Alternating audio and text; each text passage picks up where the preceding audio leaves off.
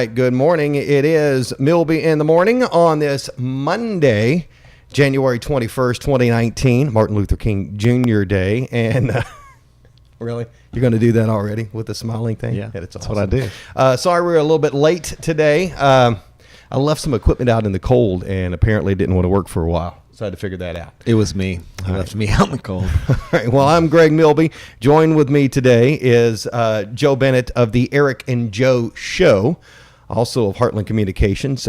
Joe does a lot of things, sometimes gets confused as Eric, but today he is Joe. I am. That's just good. today. All right. Well, right away, oh my gosh. First of all, we need to, we're going to just talk about this. What's happening? I have no idea. We're trying all kinds of lighting and things in here, and I'm not doing it well because I've done audio for years, and the whole camera thing is really, oh my gosh, dude.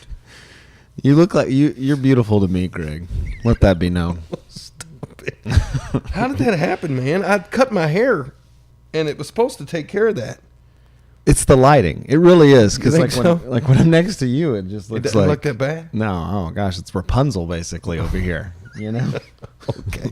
All right. So, welcome in. Today is Sad Monday, so we're going to try to cheer you up. It's supposedly Blue Monday. It's the day where all the credit card receipts and the temperatures are cold and all of that it compiles on top of you, and it's the most depressing and saddest day of the year. So, if you see somebody smiling today, you have to feel sorry for them that they don't know they're supposed to be sad. That's another reason we're having this guy in, because there's not a picture out there of him where he's not.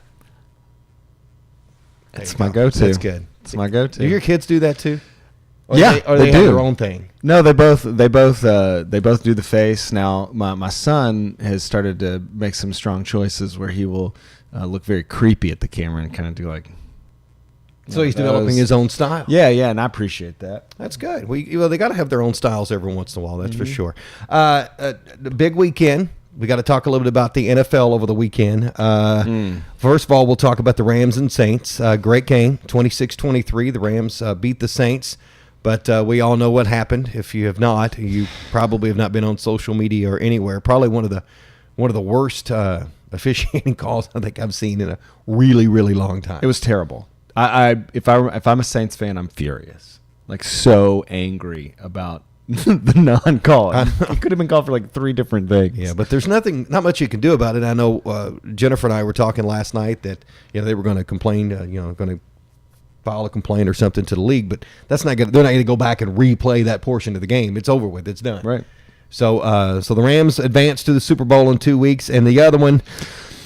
The Patriots beat the Chiefs 37-31, and for full disclosure, this guy right here is a Kansas City Chiefs fan. Big time. But you were, when we come in the office, for those that don't know, Joe and I share an office here at Heartland Communications, and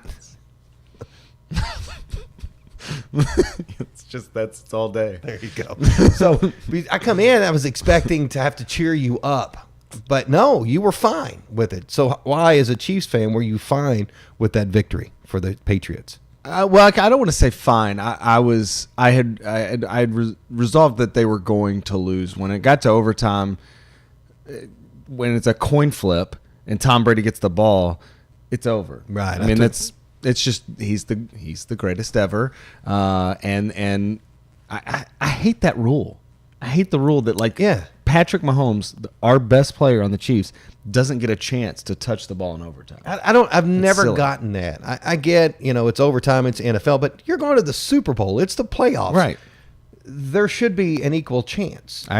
Listen, you're preaching to the choir over here about that. All right. Well, so the Patriots move on and they play. And then, of course, right away I see this meme on the internet, which is, it's not. You would figure whoever's putting this out would get creative and do something different, but it's the meme of the United States, and it shows like one state that is cheering for New England, and the rest are cheering for Los Angeles. Yeah. Still have a hard time saying Los Angeles. I want to say the St. Louis Rams. It's hard. I do the same thing with the Chargers. It's still San Diego Chargers to me, but there you go. They're the LA Chargers. College basketball, Kentucky got a big win on Saturday over 14th ranked Auburn, 82-80. I know you're excited about that. I was. I was at the Galt House for the Kentucky County Fairs convention, And everybody, I'm a member of the Hardin County Fair Board, and most of the members of the Fair Board are Kentucky fans. So needless to say, I went to my hotel room to watch the Louisville game because they would not turn the channel over. So, but Louisville wins 79-51 over Georgia Tech. The whole Jekyll Hyde thing continues for the Cardinals. They look really good in that game. So, yeah, we'll see what happens later on this week. Western Kentucky, they beat Florida Atlantic 72-69. They will play tonight again. They're at Diddle Arena. They will host Marshall tonight for a 9 o'clock tip-off for that game. And we can't go without saying congratulations to the John Hardin Bulldogs. They beat Knox Central 83-60 to win the inaugural Kentucky 2A basketball tournament. So congratulations to the undefeated John Hardin boys basketball team. Good job. So it's good stuff. So I mentioned a few minutes ago that it is Blue Monday. It is also International Sweatpants Day. Boy, that would have been nice to know in the office today. It would have been. I usually wear sweatpants on Mondays, but for some reason today I was like, it's too cold, But I whatever, You live and you learn, right? Yeah. I'll mark it on my calendar for next year. Next year, put it down. Walking around outside in sweatpants is the international signal that you officially don't really care. I know that because I do that. And I'm cool with that. Yeah. Of course, I'm 44. And you're a lot younger than I am, so you still have a lot of things to care about. Bonus if you're wearing Crocs. Oh, boy. That is an outfit. That's one I wear Crocs when I'm camping, but I do not wear Crocs with my sweatpants. I mean, you are making some strong choices if you're going with that kind of outfit. Maybe that's something I should do. I should work on a trend. Crocs, sweatpants, and a fanny pack. There we go. You go into interviews, job interviews like that. I'm telling you, automatically you're going to get that job. I'm saying. I mean, that could be the new thing. Today is also Hugging Day. You want to? Come in for the real thing. There you go. Embrace this place. That was awesome. Yeah. We did it. We didn't even practice that. We didn't talk about that at all. It's kind of awkward. We'll leave our office door open the rest of the day. I don't want people. It's also Squirrel Appreciation Day, and it is. That's every day to me. You love squirrels? Oh gosh, I appreciate them every day. Too. I think they're nuts. Anyway, it's also Granola Bar Day today. Yesterday, which is interesting, it was it was Penguin Awareness Day. Oh, I was not penguins are real. I was not aware. You weren't aware. Well, there now you go. I am. So you missed it yesterday to be aware of the penguins. Okay. There you go. Thought that was of course, with the cold weather we're having, don't be surprised if you see a penguin hitchhiking on I-65. They'll do that kind of stuff. Did you watch the super blood wolf moon eclipse last night? I was in bed and my wife was telling me about it and thought, we should get up and go look at it, and then I didn't. Yeah, I had a countdown timer on my phone to remind me to go out there and look at it. I fell asleep and forgot about it and shut it off in the middle of the night. So I missed that. I fell asleep, so never mind about that. Also, things that we're talking about getting healthy. And I know you're eating better now, right? And I'm not trying to call you out, but I know you're trying to eat healthy because I know at Christmas you're like, I'm not having any sweets. Yeah, I did do all right with the no sweets for a while, and then it just got really bad. It's those Christmas parties. It is, and people bringing cookies into the office. I know, but I'm trying to do better. So this international team of scientists have developed a diet that improves individuals' health while creating a sustainable food supply for the planet. The Planetary Health Diet cuts red meat and sugar consumption in half and increases the intake of fruits, vegetables, and nuts. They say it can eliminate 11.6 million premature deaths and make the planet healthier as well. Wow. That's a lot. We're gonna have a lot of people on this planet. That's a whole lot of, hey, this is what we think we can do. So I don't know what I think about that. And I'm not sure the Earth needs to be on a diet or not. I know a lifestyle change is always good. Yeah. But I'm not. I mean, remember the planet was on the paleo thing too for how many millions of years? And now, I don't know how that's working out for people right now. I've seen a lot of angry people when it comes to that. And another story that folks were talking about over the weekend, Mariah Carey's former personal assistant is suing for wrongful termination from her job, which paid $328,000 a year to be Mariah Carey's personal assistant. Wow. Was that Nick Cannon?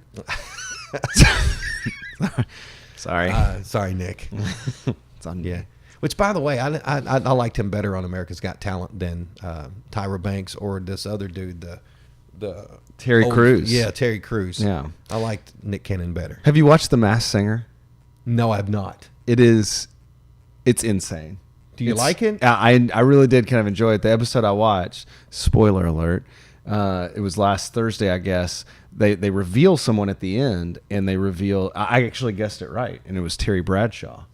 Really? Who was the Masked Singer. And a lot of people don't know this, but Terry Bradshaw put out some albums back in the day. I did know that. Yeah, I actually owned a Christmas Terry Bradshaw album. I have Leonard Nimoy singing "I Walk the Line." Oh, now that's a treat. I know. That is Joe and I get made fun of in the office because we play classic country all the man. time. Of course we do. But that's okay. One of the reasons we had Joe on today is we wanted to talk about this little venture you have going on.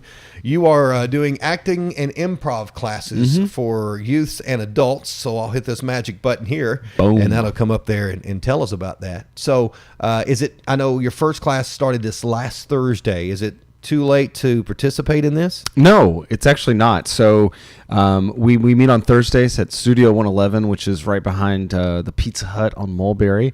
And the 3rd through 6th grade class meets at 4:30 in the last 50 minutes. And then the 7th through 12th grade class meets at 5:30 and then goes till 6:20. The adult class, we only had 2 people sign up, so we're not doing that one. We'll offer it again later on. Maybe we'll get some more response. I think a lot of people get nervous when it comes to this sort of thing. They think it's going to be, it's going to put them in an uncomfortable position or make them feel weird.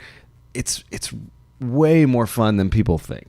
So we have a blast. Walk us through it without giving away all your secrets. Sure. What's one of the classes like? What are they going to go through? So I think one of the best ways to learn with theater and improv, I could get up there and just talk and give a lecture, but that's not going to teach a lot of people stuff. So we play a lot of theater and improv games. And when people think of improv, they think, oh, I've got to be quick. I've got to be funny.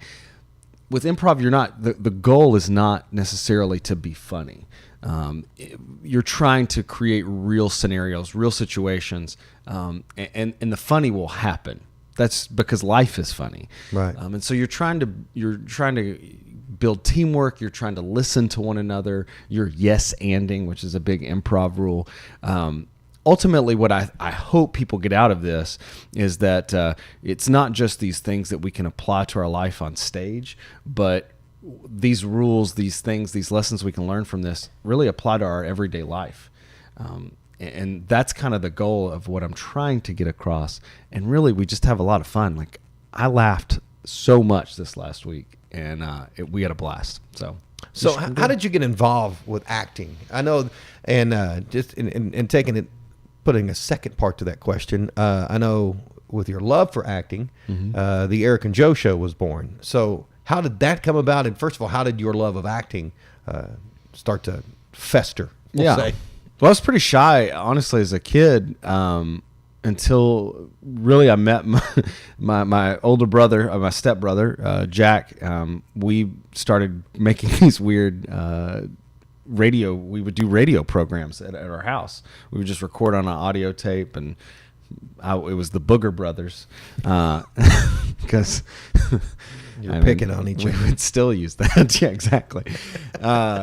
And I just I've always loved comedy, and I've always loved performing, at least from a distance. And then started doing some stuff in middle school and high school, and once it got in me, I couldn't get it out, so I had to keep pursuing stuff. And then with the Eric and Joe show, Eric and I were doing sketches at a Chrysalis, which is a Christian retreat, and from there I was like, this is too much fun. I want to keep doing this. I don't want to just do it one time a year. I want to keep going. And so we developed that, and it's been a blast. I've had so much fun with it. You guys have done a fabulous job with that. I remember when the show, it was one show, and you were like, well, we're going to see how this goes, and we'll see if 50 people show up. We're going to be upset because we have more family members than that. Right. But you're up to 3 shows. Are you looking to maybe expand? Because I know you guys have a large following, and your shows get close to selling out each time. Yeah, we would love to keep expanding. We're looking at doing a show in Lexington. That's something we're looking at right now, and doing it through for a fundraiser out there, just with some connections we have, and we'll see what happens. I'm not going to set any dates or anything yet, just because we don't know. But we're in the exploratory. We formed an exploratory committee, which consists of me and Eric. But golly, we're doing some work, So I'm telling you, making magic happen. Now I know we've talked in the office and about before you getting confused with Eric. Mm-hmm. Does Eric get confused for you? I don't know if people call him Joe, but I get called Eric a lot, which is fine. His name comes first in the title, and I'm not bitter about that. Now, for 14 and a half years, it was the Greg and Holly radio show. Mm-hmm. I not once was called Holly. So, just saying. Yeah. Not judging in any way whatsoever. But want to remind you again, the acting and improv classes, 3rd and 6th grade classes, 7th to 12th grade class. There is no adult class. Only 2 people signed up. But so they can still go and get signed up and come out and be a part of that. What's the cost for that? Yeah, so if you go to the ericandjoeshow.com/improv, you can sign up. It's $65 for the class we're meeting. We've got 5 weeks left. And then if you have siblings, there's a discount. You can find that information out at the website. But we would love... we're almost at capacity on the 3rd through 6th grade class, so we only have a few spots remaining on that one. But the 7th through 12th grade class, we definitely have some room. And I can almost guarantee you'll have fun. And if you don't like it, you don't have to come back. So are you going to do this again? Are you going to run another series of classes soon, or is this going to be it? Yeah, I think what I'm planning on doing is doing a summer class. With kids out of school looking for stuff to do. I've had some parents approach me about that and saying that, right now with soccer or basketball, whatever's going on, it didn't work out for their schedule. But in the summer, definitely could do that. And so we might do like a summer intensive kind of thing. And but yeah, stay tuned. We'll put that out. Yeah. Also, stick to it. Coming soon on this Milby in the Morning broadcast, Joe is going to be our game show host. Oh. And we will start. I'm working on you a fancy microphone too. Oh, nice. Can I like the Bob Barker? Yes. I haven't figured out how to make that work yet, but I will. It'll be cool. We're on a budget, so But anyway, we'll work on a makeup crew before next time. You're okay. It's getting thin. Nah, I mean, you can fight it as long as you want. Put your head down there. Let's see. Oh, yeah. Yeah, we're going to get... Yeah. It's back here. Yeah. And it's just depressing. Well, that's in the back. Just kind of walk around like this? Like that. I'm so short. People you want to do that. Yeah. People can see it so easily because I'm too short. Man, Blue Monday hit me hard. Sorry, I was actually going to try to lift you up there a little bit. No, Chiefs All right, be lost. happy today. Chiefs lost. Yeah. It's okay. Cats and Cards and Toppers won over the weekend. Yay. Credit card bills, they'll be okay. You can pay them eventually. And as we wrap it up, one more thing to talk about today, a survey. A survey finds that 56% of people name their cars and 40% regularly talk to their cars. The average car owner has slept in their car for 2.5 nights. Really? Have you ever slept in your car? I have a camper, so no, I've not slept in my truck at all, ever. Well, I guess, you know what? And I have at a soccer tournament. I've taken a nap. Yeah, I've done like we went to Chicago and we slept we stopped at a rest area and I slept for a little bit. But I've never slept in my truck, I don't think. And I don't have a name for my truck. We just call it the Ford Explorer Sport Track, and we do Sport Track stuff in it, That's it. So you're like, "Hey, let's go ahead and get on the Ford Explorer Sport Track." Yeah, we got to let people know, man. So you don't have a name. No, and this weekend after it snowed, the Ford Explorer Sport Track was eaten, man. We let that thing eat this weekend. Did you? Whew, boy. Oh my. Yeah, I've got a my diesel dually is the Cowboy Cadillac. See, that's a cool name. I like that. Yeah, I do too. Maybe I should come up with a name. I wanted White Stallion or something, but it just had to happen organically. Yeah, it's like our turtle. I'm not very good at naming things. Our turtle that we have at home that we've had for going on 10 years, is named Turtle. But see, I'm excellent at naming things. We have a dog, and it's a wiener dog, and his name is Seriously. Like I'm excellent at naming things. We should. All right, if you've got a good name for the Ford Explorer Sport Track, put it in the comments. I'd like to. Yeah. Will you name your Ford Explorer Sport Track that? Maybe. Yeah, we'll call it, whatever the name is, the Ford Explorer Sport Track. Because we still have to include that in there. It's its last name. Would you put like a bumper sticker on it with it? I mean, if it's good enough, I might do it. All right. All right. He is Joe Bennett. I am Greg Milby. This is Milby in the Morning. And this is Monday, Martin Luther King Jr. Day. Have yourself a great day, and we will talk to you on Friday. Let's go listen to some country music. Yeah, let's go.